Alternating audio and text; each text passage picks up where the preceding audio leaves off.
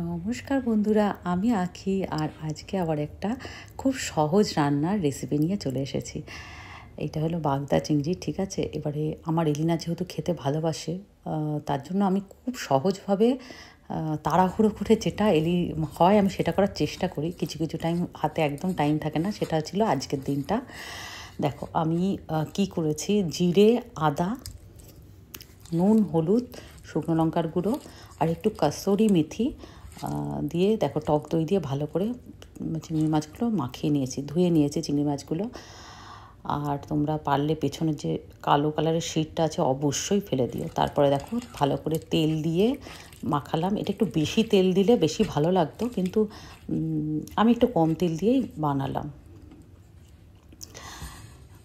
সব কিছু দেওয়া কমপ্লিটের মধ্যে, ঠিক আছে? কিছুই দেওয়া হবে না, আর গরম মশলাও পড়বে না, ঠিক আছে?